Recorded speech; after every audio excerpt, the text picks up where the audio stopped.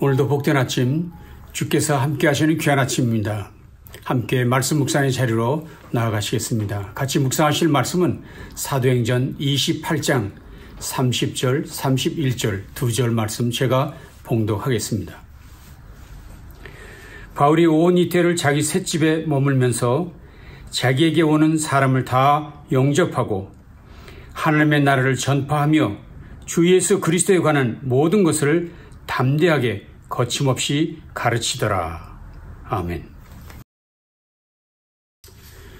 드디어 우리는 사도행전 마지막 장에 도착했습니다. 사도행전 묵상을 거듭하면서 가졌던 거룩한 흥분이 아직도 가시지 않았는데 벌써 마지막 장에 이르게 되었다니 조금은 아쉬운 마음이 있습니다. 오늘 본문은 사실 사도행전 28장 16절에서부터 마지막 절인 31절까지였습니다. 그 내용은 바울이 로마에 도착해서 가졌던 일들에 관한 것들을 소개하고 있습니다. 바울은 한 군사의 감독하에 셋집에 머물게 되었는데 요즘으로 말하면 정식 재판을 받기까지 대기하는 보호 관찰하에 있었다 말할 수 있습니다. 그 기간에 바울은 자유롭게 주변 사람들을 만날 수 있었고 심지어 가르치기까지 했습니다. 그런데 오늘 본문, 특별히 사도행전 마무리 부분을 보면서 두 가지 의문을 갖게 되었습니다. 하나는 바울이 로마에서 처음으로 행한 일이 유대인 지도자들을 포함해서 다수의 유대인들에게 하나님 나라와 예수님을 전했다는 것입니다. 다시 말하면 바울이 로마에 도착해서 처음 행한 일은 유대인들에게 복음을 전했다는 것이지요. 분명히 하나님께서는 바울에게 말씀하셨지요. 나더러 또 이르시되 떠나가라. 내가 너를 멀리 이방인에게로 보내리라 하셨느니라. 내가 너를 멀리 이방인에게로 보내리라.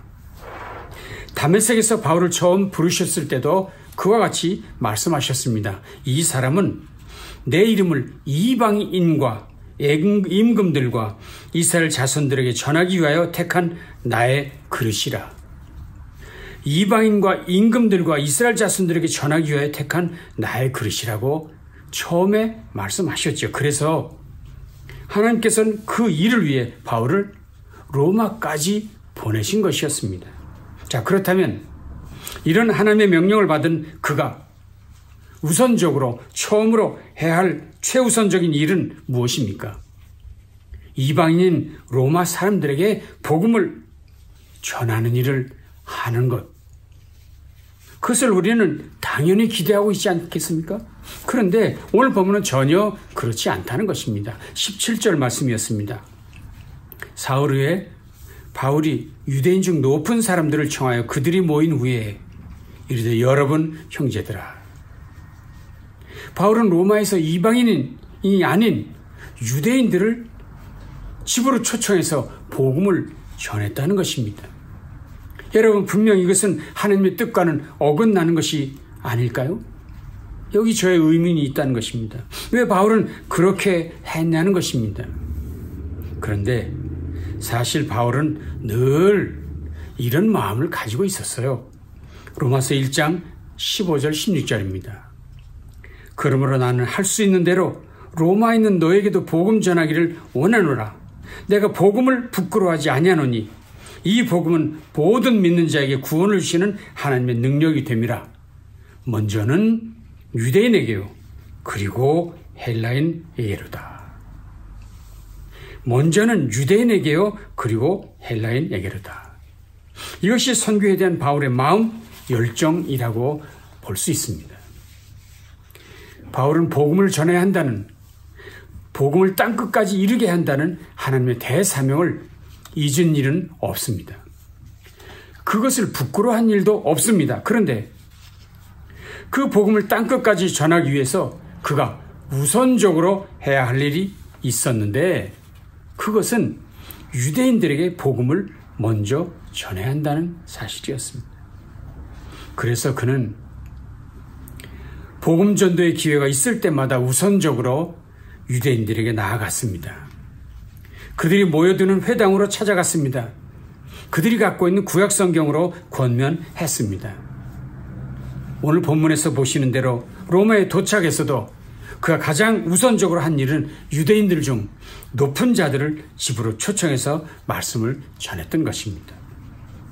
그들을 위해 날짜를 정해 놓았습니다.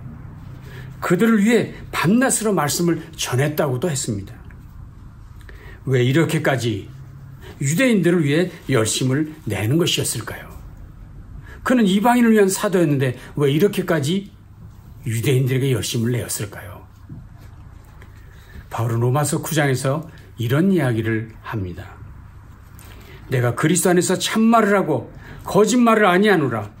나에게 큰 근심이 있는 것과 마음에 그치지 않는 고통이 있는 것을 내 양심이 성령 안에서 나와 더불어 증언하노니 나의 형제 곧 고륙의 친척을 위하여 내 자신이 저주를 받아 그리스도에게서 끊어질지라도 원하는 바로라. 그들은 이스라엘 사람이라. 무슨 얘기를 하나요? 차라리 내가 저주를 받을지언정 그들 유대인들이 버림받고 고통받는 것을 참아볼 수 없다는 것입니다. 그것이 이방인 사역자인 바울이 가졌던 자신의 동족 유대인을 향한 진정한 마음이었죠. 그래서 바울은 로마에 도착했어도 그렇게 유대인들을 우선적으로 찾아 복음을 전했다는 것입니다. 자, 그렇다면 이것이 오늘날 우리에게 주는 교훈은 무엇일까요? 그것은 먼저 믿는 우리 그리스도인들도 바울처럼 우리의 동족 구원을 위해, 우리의 가족 구원을 위해 간절한 마음을 가져야 한다는 교훈이겠습니다. 다시 말하면 우리의 이웃들, 우리의 가족들, 친족들의 구원을 위해 간절한 열망을 가져야 한다. 그것이 중요하다 하는 것을 교훈한다는 것입니다. 그렇습니다. 그 일, 가족 구원을 위해 우리 모두 간절히 기도하고 열심을 내야 하겠습니다. 그리고 또 이 사실은 주님께서 주신 땅끝까지 복음을 증거하는 이 일을 위해서 우리가 힘써야 할 또 다른 중요한 일이 있는 것을 가르칩니다. 그건 뭡니까? 유대인의 구원. 유대인의 구원을 위해서 우리가 힘써야 한다는 것을 교훈한다는 것입니다. 성경은 이렇게 말씀하고 있죠. 형제들아, 너희가 스스로 지혜 있다 함을 면키 위하여 이 비밀을 너희가 모르기를 내가 원치 아니하노니 이 비밀은 이방인의 충만한 수가 들어오기까지 이스라엘의 덫은 완악하게 된 것이라. 그리하여 온 이스라엘의 구원을 얻으리라. 기록된 바 구원자가 시온에서 오사 야곱에게서 경건치 않은 것을 돌이키시겠고 내가 저희 죄를 없이 할 때에 저에게 이루어질 내 언약이 이것이람과 같으니라. 바울이 지금 무슨 얘기를 하는가요? 이방인들은 이스라엘의 불순종으로 말미암아 국류를 얻은 사람들이고, 그리고 이스라엘은 결국 그 이방인들이 받은 국률의 결과로 구원의 국류를 받게 될 것이라는 것입니다. 물론 이스라엘은 복음에 불순종했습니다. 그래서 구원의 은혜가 우리 같은 이방인에게로 넘어왔지요. 그런데 이렇게까지 해서 이방인은 우리에게 국류를 베푸신 이유가 무엇입니까? 그것은 우리 같은 이방인들이 받은 하나님의 국류를 저 유대인들이 보고 시기가 나서 드디어 그들이 하나님께로 돌아오게 하는 국류를 얻게 하려 하신다는 것입니다. 참 매우 중요한 이야기죠. 그래서 구원받은 이방인 우리들은 이제부터 이제 나의 구원으로 그치는 것이 아니라 이제 관심을 유대인의 구원에 두어야 한다는 것입니다. 다시 말하면 유대인 선교에 대한 이방인은 우리들의 책임이 있다는 것을 기억해야 한다. 그래서 유대인들을 위해 기도해야 되고 그들이 주께 돌아오도록 힘써야 한다는 것을 오늘 본문은 가르쳐주고 있다는 것입니다. 정말 우리 먼저 믿는 우리가 유대인들의 구원을 위해 간절히 기도해야 하겠습니다. 이것이 사도행전 마지막 부분에서 보여준 바울의 말씀이라 할 수 있습니다. 자, 또 하나 사도행전 마지막 부분을 보면서 갖는 또 다른 의문은 누가가 내린 사도행전의 결론입니다. 결론 형식입니다. 드디어 바울은 천신만고 끝에 로마에 도착했죠. 그런데 그가 그곳에 도착해서 펼친 그의 일은 동족인 유대인들에게 복음을 전하는 것 외에 다른 일이 전혀 없었다는 것. 그것이 오늘 본문의 내용입니다. 자, 사도행전 마지막 장 마지막 절 2절입니다. 바울이 온 이태를 자기 셋집에 머물면서 자기에게 오는 사람을 다 영접하고 하나님 나라를 전파하며 주 예수 그리스도에 관한 모든 것을 담대하게 거침없이 가르치더라. 더 이상 이 얘기에 진전이 없습니다. 이것이 전부입니다. 다시 말하면 우리는 이런 기대가 있잖아요. 바울이 복음을 전했더니 수천 명이 예수 믿고 백부장, 천부장, 심지어 황제까지 예수 믿게 되었다. 그것이 바울이 로마에 간 목적이다. 드디어 바울이 로마에 갔더니 그런 일이 이루어졌다 하는 것을 우리는 기대하고 있었는데 그런 이야기가 전혀 없이 그저 모든 것을 담대하게 거침없이 가르쳤더라. 이런 이야기로 사도행전이 끝나고 만다는 것입니다. 너무 당황스러운 일이지요. 그래서 한 주석가는 말하기를 이는 급격한 결론이라고 평을 했습니다. 물론 당시나 요즘이나 이 같은 마무리는 흔히 발견할 수 있는 문학 형태라 할 수 있습니다. 문학적으로는 열린 결말이라고 말합니다. 즉 창작자가 결말을 명확하게 서술하지 않고 독자나 시청자의 상상에 맡기는 결말을 의미합니다. 그래서 작가들이 이렇게 급작스러운 결론, 열린 결말을 내리는 것은 그 결말의 책임을 독자들에게 넘긴다는 아주 중요한 의도가 있다는 것입니다. 자, 그렇다면 이제 사도행전의 저자인 누가가 사도행전을 묵상하고 있는 저와 여러분에게 무슨 얘기를 하는 것입니까? 이런 열린 결말을 통해서 이제 우리 모두에게 말씀 묵상을 하는 사도행전을 끝까지 묵상해온 저와 여러분에게 중요한 임무가 있다 하고 맡기고 있다는 것입니다. 사도행전은 28장으로 마무리되겠지만 다음 장인 29장부터는 독자들의 책임이라 라고 말한다는 것입니다. 미국 장로교회 목사이고 미국 상원의회의 원목이었던 로이드 오길비 목사님이 이런 이야기를 했습니다. 사도행전이 급격하게 끝남은 오늘날 우리를 통해서 그리고 우리 안에서 성령이 사도행전의 다음 장을 쓰도록 허락하시는 도전과 기회를 우리에게 남긴 것이다.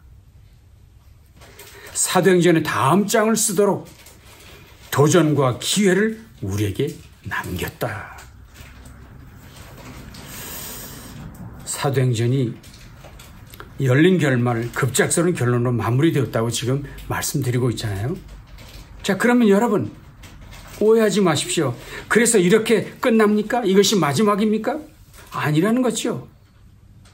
물론 바울은 끝났어도 베드로와 사도들의 사역은 끝났어도 성령님은 여전히 하나님 나라 운동, 주님의 교회를 멈추지 않고 확장시켜 가시는 역사를 하고 계신다는 것입니다. 하나님의 역사는 멈추지 않는다는 것. 그러니 우리도 그분의 살아 역사하심을 확신하고 계속해서 나아가야 한다는 것, 믿고 가야 한다는 것입니다.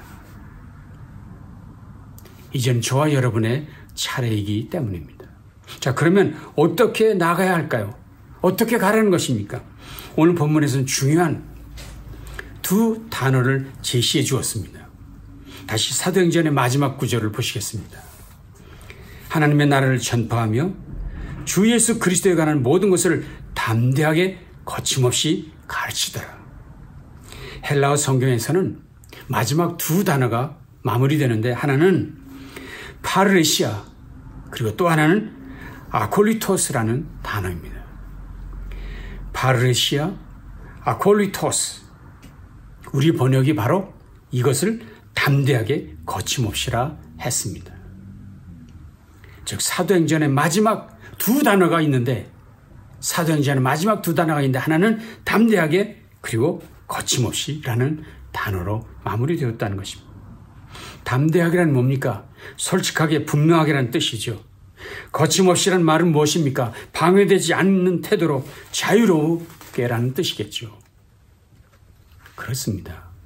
만왕의 왕이신 예수님의 명령을 수행하고 있는데 감히 누가 방해하겠습니까? 방해할 자가 누구란 말입니까? 예루살렘의 한 다락방에서 시작된 주님의 교회가 세계로 전파되면서 수많은 박해와 위협을 받았습니다. 그러나 그것은 방해가 아니라 오히려 디딤돌, 도약대가 되었을 뿐입니다. 전쟁이나 전염병이나 기근이나 그 어떤 것도 하나님 나라 운동, 주님의 교회를 방해하지 못했습니다. 2000년 교회 역사가 이것을 생생히 증거하고 있습니다. 그렇습니다. 하나님 나라 건설을 위해 주께서 직접 주님의 교회를 계획하시고 세웠습니다. 그리고 주권적으로 이끌어 오셨습니다. 그래서 지난 세월 모든 사역자들이 담대하게 거침없이 그 일에 쓰임을 받았습니다. 그것이 사도행전 마지막 장인 28장까지의 이야기였죠. 그러나 이제는 성령 하나님의 역사하심을 믿는 저와 여러분이 담대하게 거침없이 이 일을 감당해야 될 차례가 되었다는 것입니다. 그래서 이제 우리도 힘차게 바르레시아 담대하게 아콜리토스 거침없이를 외쳐야 합니다. 그 믿음으로 세상 땅끝을 향해 달려가야 합니다. 그렇게 외치면서 남은 생을 복음의 증인된 삶을 살기로 결단해야 합니다. 이제 우리 모두 사도행전의 속편, 사도행전 29장을 써내려가는 복된 성도들의 삶을 살기로 결단하십시다. 기도하시겠습니다. 주님, 오늘도 우리에게 귀한 말씀으로 우리의 남은 생이 무엇을 목표하고 살아가야 할 것인지 말씀하신 것 감사합니다. 담대하게 거침없이 성령의 역사를 확신하고 땅끝을 향해 달려가는 우리 모두가 되도록 함께해 주시옵소서. 우리의 가족들의 구원을 위해 그리고 궁극적으로는 유태인들의 구원을 위해 힘을 다하는 우리 모두 되도록 도와주시옵소서. 예수님 존귀하신 이름으로 간절히 축복하며 기도합니다. 아멘. 남은 날도 주님과 동행하십시다.